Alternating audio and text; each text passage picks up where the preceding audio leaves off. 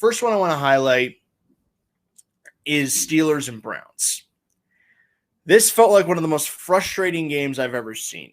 Both teams seemed to be kind of handing each other chances to win. It felt like when the Browns had a chance to seal the game, they're like, no. Pittsburgh, you take it. And then when Pittsburgh got a chance to win the game, they said, you know what? No. Browns, you take it.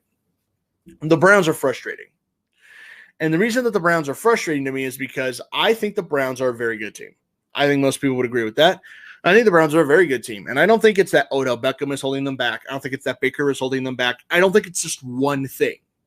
It's not just Kevin Stefanski or the injuries. It's not just one solitary thing. It's easy to say it's one thing.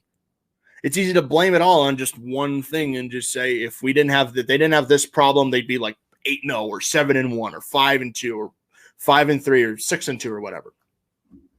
It's easy to say that. I think it's the Browns as a whole. I think they're a good team, and I think they'll get this figured out. But I would also say they are beating themselves. That's why yesterday was so frustrating. Yesterday felt like the Browns beat the Browns, if that makes any sense. The Steelers didn't really do much. They just kind of sat there and let their opponent self-destruct. I don't know what Cleveland was doing. I don't know what they were thinking. That's not good, though. That is not good.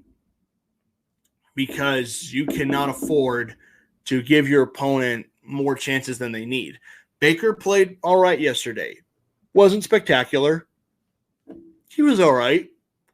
Threw some really nice passes near the end of that game that could have helped them win that game had Landry and Odell caught the ball. But at the same time, their offense has been stagnant. The run game really couldn't get anything going.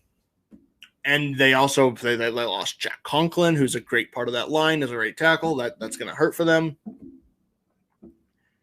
Denver is kind of in a situation where Denver is sort of embracing the youth movement with the young guys. The Browns are sort of the nice fruition of that movement. They've embraced their young guys. They're playing them all, but the Browns are frustrating. It feels like they could be more, but they're being held back.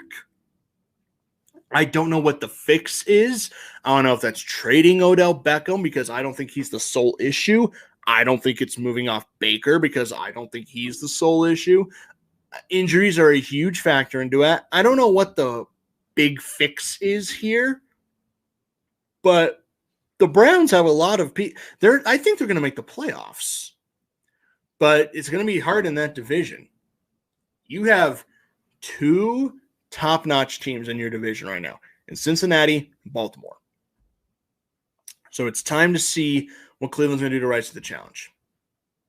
And they got the Bengals next week. And the Bengals just lost to the Jets. I guarantee the Bengals ain't happy about that. And they got a rival coming to town. If you know anything about Joe Burrow, he's a competitor. And he's not going to let that slide.